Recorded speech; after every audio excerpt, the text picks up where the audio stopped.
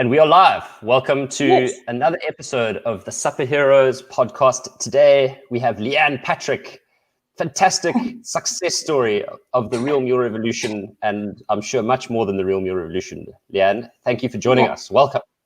Cool. I'm happy to be here. I'm so happy to have you here because many people start diets and many people fall off the bus, and you have found a way to claw back from a dark place to a great place. And I think if I remember what you said before, you've lost 35 kilograms now. Is that right? Yes. Yeah. 35. That's badass. That's just for anyone trying to imagine how much weight that is. That is 70 blocks of butter. So just imagine, So tell us what life was like when how did you get to that point where you were carrying 70 blocks of extra butter around on your body? Well, it was, a time of our lives when we were not doing so well financially. So I ended up, and I was quite good at baking.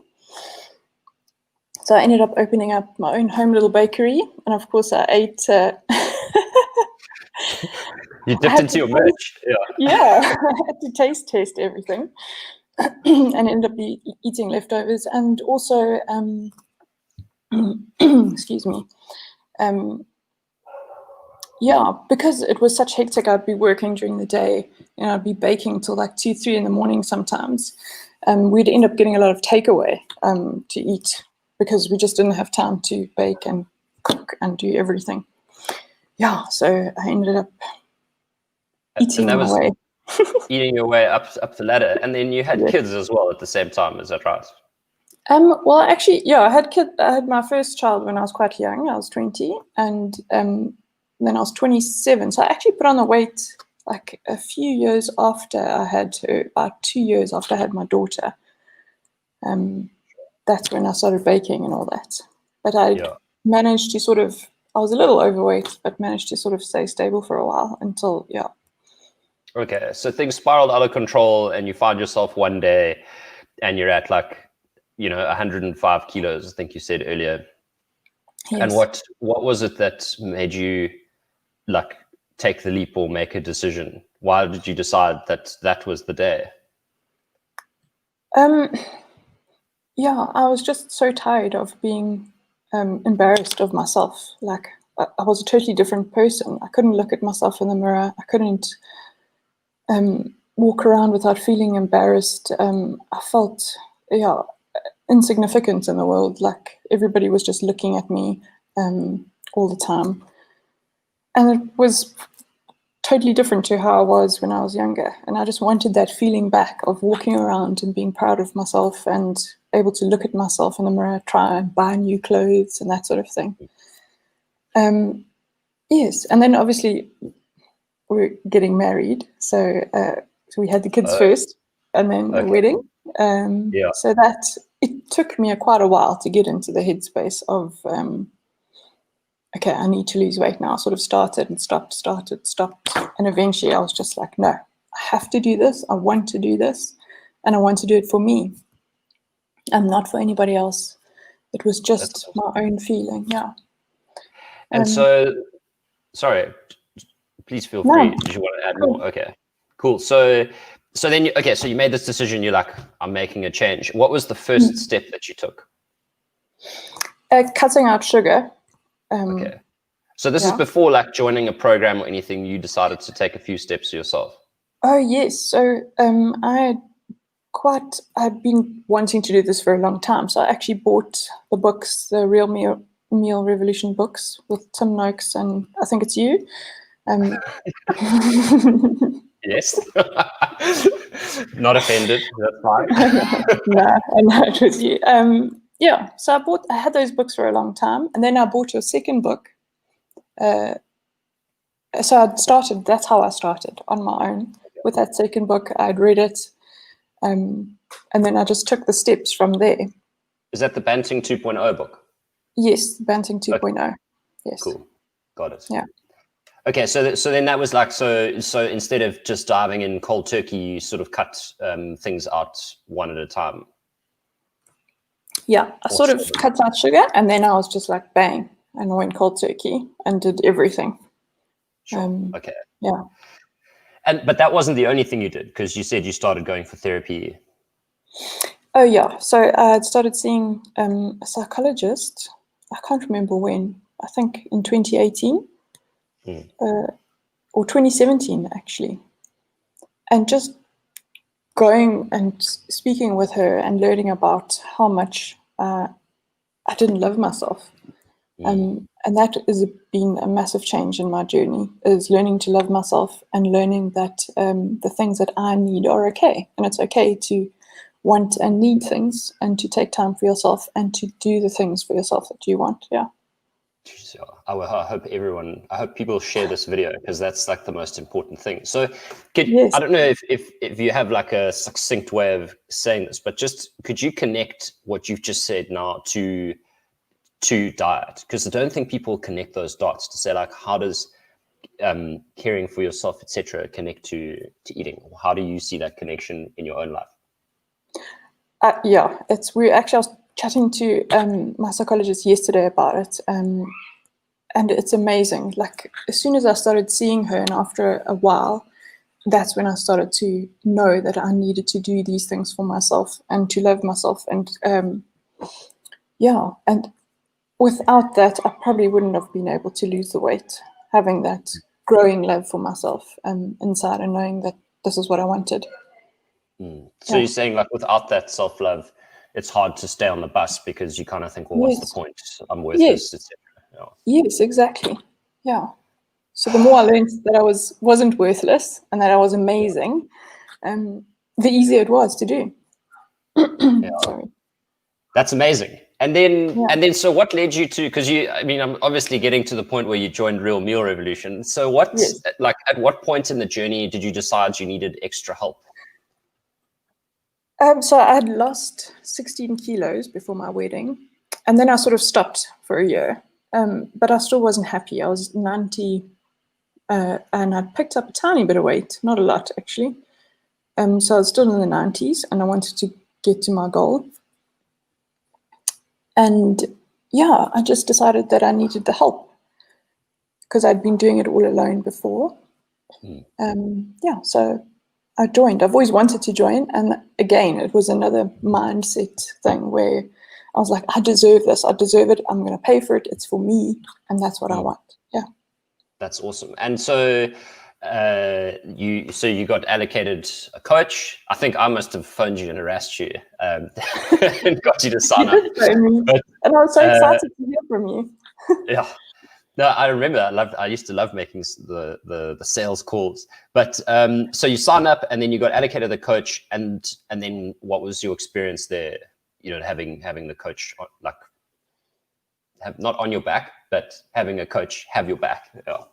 Oh yes, it was amazing. And I was thinking about it the other day, and I was so happy to have that. And I learned such a lot from my coach. And she was there whenever I needed her. If I'd made a mistake, or I didn't understand why I wasn't losing weight or wasn't dropping the amounts that I wanted to drop. And she basically guided me through everything, like adjusted my meals as I went along to be at the optimum. So without her, like, when I did this alone, I lost weight. But now with joining the program, I've lost weight a lot faster. And a lot easier, and being able to track everything, which I didn't really have that before. I wasn't able to track my meals, and I just sort of went by the book. Yeah. So you're saying tracking your meals, but also in the same platform tracking, your weight and everything. I'm not sure if you used everything in the system. Yes, I did. I used it to track my weight, my waist, and the meal planner. Yeah. Awesome. So on the food front, you said that the coach tweaked a few of your meals, and one of the things that people say is, I could never BANT or do keto. It's like all that fat, and it's something I try and combat all the time. But what's your experience of maybe just describe how you eat, and perhaps like start by saying what you ate when you were doing it on your own, and then how interacting with your coach changed what you eat and what you eat now. So when I was on my own, I ate a lot of like boiled eggs for breakfast. I'd eat nuts and salads and protein for lunch, and then a veg and protein for dinner. But I never weighed anything or monitored how much I was eating. And then if I didn't lose weight, I would just eat less. But then once I joined, and there were so many things that I didn't think I could eat when I was just doing it on my own. But once I joined and chatted to my coach, there were so many amazing things that I could eat, like fruit, which I really missed a lot. And obviously the fat. So I was eating boiled eggs, eating nuts, eating fatty biltong, all those kinds of things. I need to realize that, too much fat isn't a good thing. So I cut down fat and ate delicious meals from the website, and That's great. So just give us a few examples of some of the things you do eat that you enjoy eating. Something slightly more exciting than a boiled egg. Yeah. So my favorite things are blueberries and yogurt. I get the freeze-dried blueberries and yogurt. That's delicious. And then pawpaw and avo for breakfast in the morning. That's also delicious. And then when I have those, I'm actually quite full. So I end up not having lunch. And then I'd have dinner. And it's so easy because the whole family is on the same meal plan now. So we all eat the same thing. So it's really cool. And we usually just have my favorite is on a Saturday when we have a braai and steak and salad. Yeah. The day that all South Africans banned. It's like, we can braai, let's do it. Yeah. That's great. And so your whole family does it now. Does that mean you've got your kids on keto as well?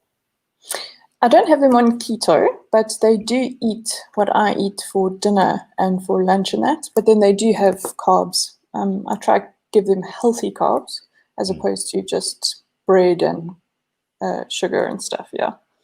And what are the healthy carbs? I'm sure they're just little sugar addicts. Yes. So instead of having potatoes and all that kind of thing, we'll have pumpkin and spinach and cauliflower, broccoli, all the veggies, and then protein and that, and then salads and that for lunch. And I also prefer to give them like rice, things that have got rice flour in instead of wheat. So you keep them gluten-free, basically? I try to, yes. Medium to high carb, but gluten-free. Yeah. Yeah. No, I mean that's kind of what we do with our kids. So it makes perfect. Not to say that our kids are the healthiest kids in the universe, but certainly better than white bread and jam sandwich. Yes. And so now, like you've hit a remarkable landmark. So you crushed 35 kilos, and I think for a lot of people they reach the goal and then they sort of slip up. You said like after your wedding you might have put on a tiny bit of weight as well. And so I'm curious about how you see the future now that you're at your sort of target weight. So I'm super excited to be at my target weight, and I never ever want to be back to where I was before. So for me, I'll probably continue eating this way. I love eating this way. It's easy, it's delicious. So I'm going to continue eating this way, and then I'll be able to have a few, like cake or something in between. But I'll definitely be staying sugar-free and eating this way for the rest of my life. Yeah, I mean, there's no morality there, obviously.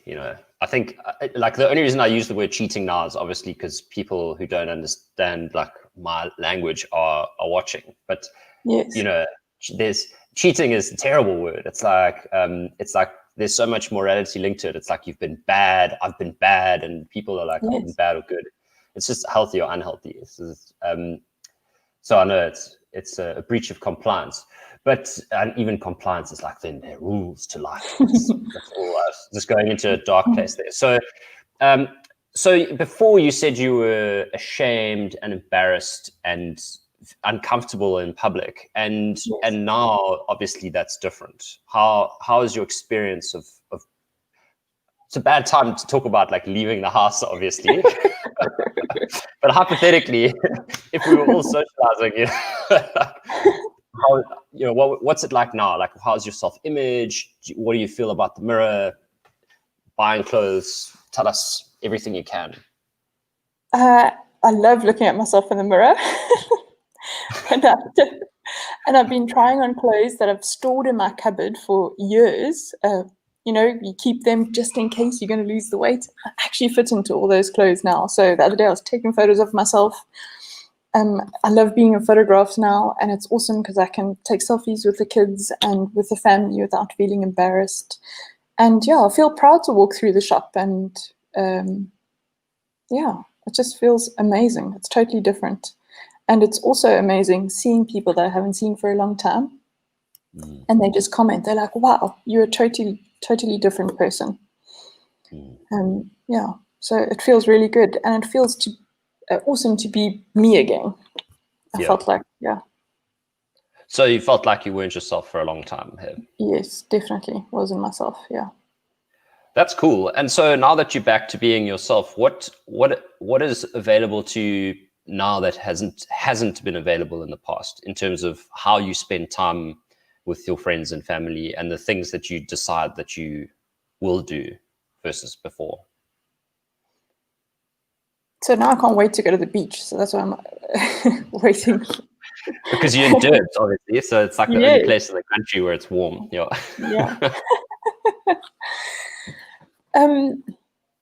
Sorry, can you just, No, well, so what else can you do? Because, there's the body image that's changed, loving yourself. But it's difficult to move around at 105 kilos. And now, you're not carrying that weight. So you're lighter on your feet. You can actually do stuff that perhaps used to feel like quite a mission. So what are the things that you're doing with your new nimble body? I'm cutting my toenails, and it's very easy. Do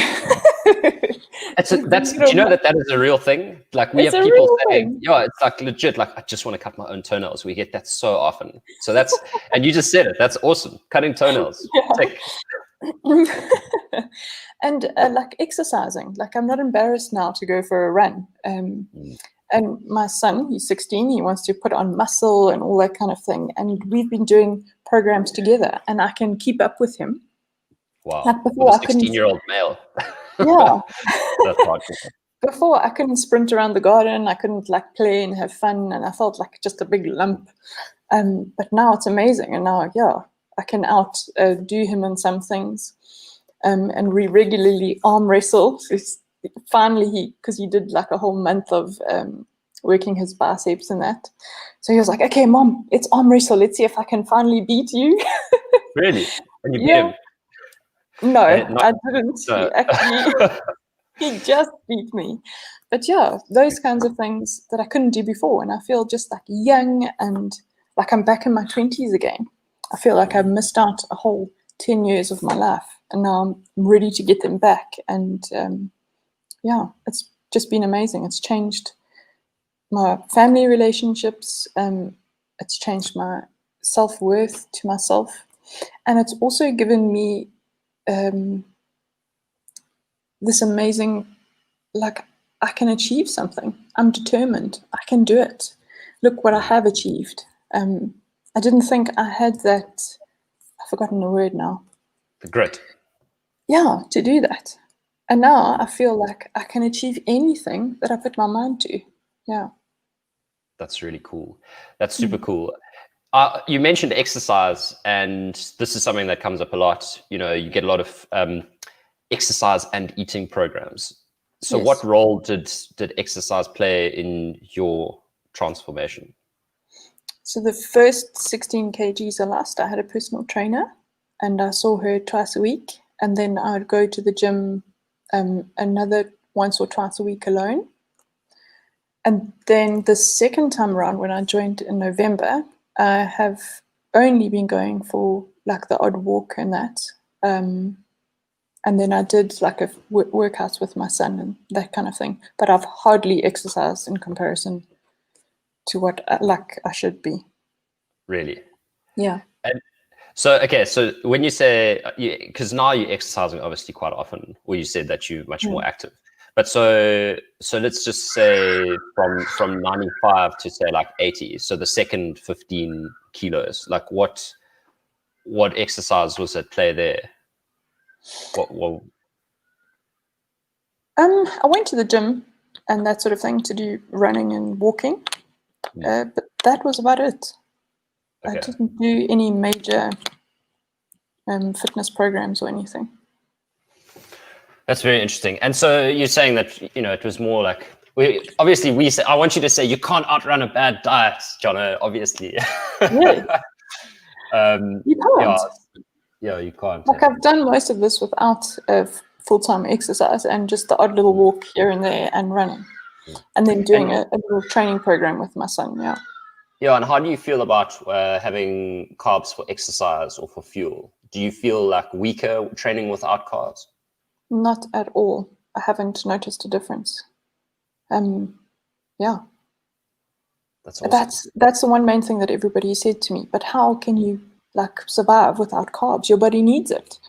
And I haven't needed it at all. I've had much more energy than I've ever had in my life before eating this way. Sure. And yeah, I'm sure I've like tablet-wise, I was on blood pressure tablets and that sort of thing. I forgot about that. Yes, you were. Yes. Yeah. So I was feeling really ill and dizzy, and I went to the doctor and I said, like, I'm not sure what's going on. And he said, no, you've lost so much weight now. We can stop that tablets. My blood pressure and all that was perfect. And I haven't had that, since I think January. Hypertension cured. Yes. Yeah, that's awesome. Put that in your pipe and smoke it. So we got a few. Okay, so now I wanted to try and get some of this transformation, embedded in the minds of people watching. And I'm hoping that the people who are in a dark place watching and they think, yeah, that's great to just love yourself, and be better. But obviously it's a lot more complex than that. So, on the mindset front, what steps do you think people should take? And perhaps like the steps that you took to actually move from like pretending to love yourself, or to actually realizing that you're worth it. Like, how does that process work? And I know that it's difficult to explain because it just happens sometimes, but if you can. It is difficult to explain. For me, though, it was looking at myself and realizing, like, I was baking, I was working, I was doing amazing things without realizing what I was doing was awesome. So chatting about it and hearing other people say, wow, that's impressive. How do you do that? Slowly built up my confidence and made me realize, like, hey, I can achieve a lot of stuff and I'm good at what I'm doing and I deserve better. So that was a big change for me, is realizing that I deserved it and that I was amazing. And then if I understand correctly, you realized you're amazing because you were grafting your ass off, basically. And then you took your amazingness and stopped grafting your ass off and started applying your amazingness to yourself. Is that correct? Yes, that's what I did. And that's the big one. So how do you make that shift? There are a lot of workaholics out there who think they'll lose their amazingness if they just stop doing what gives them that amazing validation. I felt that way. I felt that if I didn't work this hard, people wouldn't think anything of me. But the less I've done and the more I've put into myself, no, like, because I used to have to try and do everything and help everybody and constantly being the go-to person for my whole family. And I slowly started realizing that those people weren't noticing all that stuff that I was doing. So I just slowly started to let them do it for themselves. And then using the energy now that I had from not doing all that stuff and putting it back into myself and going, hey, I can do this for me. But that took a long time. Like, Yeah. It wasn't just an overnight thing. And I think doing this real meal revolution and losing weight also contributed to all of that. So it was the mind, it was the weight loss, and yeah, a long hard journey, but worth it. Yeah. And so what were the hard parts about it? Because if you listen to this now, you'd be like, oh, it's all what rainbows and unicorns for Leanne. No. Like, Yes. so that's about the dark stuff. I want to hear how hard it So obviously we have a treat day on Saturday, so the kids get sweets and all that kind of thing. That was hard, like just sitting back and watching them eat the things that I used to love. But yeah, determined. And then going out for a coffee, like, and usually I'd have a slice of cheesecake or something like that. Those parts were hard. And the mindset was very hard as well, to keep my mind in the right place and saying, this is for me, I have to do this. This is what I want to reach that goal. Carry on. Sorry, you keep Sorry. going. Yeah, there were times where I was just so frustrated and I just wanted to eat everything. They were very difficult times. And I think without the support of my family as well, I wouldn't have been able to do it. Yeah, they all saw what I was wanting to achieve and helped me as well. That's super cool. So you spoke about the deprivation, which is a big fear of many people. What other ways of finding joy did you find to sort of supplement for what you were missing out on the food? So instead of eating junk food, I would eat healthy stuff. And that sort of curbed my need for eating the junk. Like I would eat biltong and nuts. And then I discovered the freeze-dried fruits. So for me, those were like eating sweets. And then every once in a while, I would get like a sugar-free chocolate. I don't recommend eating that all the time, but that was a nice treat. I'd have like one little square of sugar-free chocolate, and that would sort of satisfy my needs for all that kind of stuff. Yeah. And if I was going to cheat, how I cheated was I ended up just eating more nuts than I should have, and more biltong than I should have. Yeah. And so how would you describe your relationship with food now? I eat because I need to feed my body, whereas before I'd eat to my emotions away. Like the more sad I was feeling, the more I would eat. And then I'd feel terrible after eating, but then I'd find something else to eat. So yeah, now I eat because, just having yogurt and blueberries in the morning brings me such joy. Like I get to eat that little meal and it's a different kind of experience. It's delicious and I know it's healthy for me. It's such a different relationship with food. Like eating healthy stuff as opposed to just junk food. And you feel good. You feel full and satisfied and you feel like you've been cheating, but you've actually just eating delicious, healthy food. Yeah, totally. And so if you were, okay, so we spoke about the mindset and the eating and the like sort of adapting it bit by bit and then diving in cold turkey. If you were, if there's a message you can give to people who are considering making a change and perhaps they're the 105 kilo Leanne psychology and physiology, what would your takeaway message be for them? How would you get them to, what would you say to them? No, advice, tips. Sure. Maybe not tips, try some nuts. What's the first step they should really take? Is looking at themselves and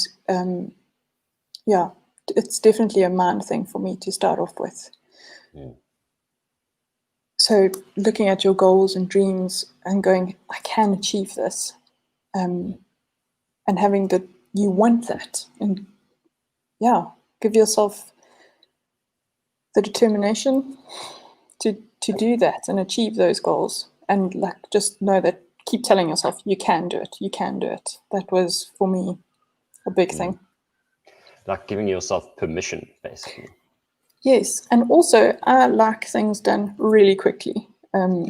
So I like to see like instant results. So for me, this was an amazing achievement. I was like, wow, look, it's been a long journey, and I managed to just hang in there and keep telling myself that I'm going to reach my goal. That is what I want to do. And yeah, I And here was you are. surprised myself. Yeah. Awesome. Well, Leanne, it has been fantastic speaking to you, and I hope everyone who's watching this likes it, shares it, leaves a comment. Leave a comment for encouragement for Leanne and like a massive high five, and then tag a friend who you think needs to see this. Unless you think it'll make them angry, then maybe WhatsApp the link to them. And public, yeah, you need to watch this. Yeah. Could go bad, could go wrong. But Leanne, it's been a pleasure, and we absolutely love having you on the program. And I hope you'll stick around to use our recipes and check in every now and then, just to make sure it's the 70s still there. Yes. And so, yeah, just what a pleasure, and good luck and all the best. And thank you so much for sharing your time and your story with us. You rock. Yeah. It's been amazing, and it's been amazing to be part of the Real Meal Revolution. Yeah, it's changed my life. Awesome. So keep it real. And in closing, congratulations on finally taking back your power, you legend. Thank you. Bye. Cheers.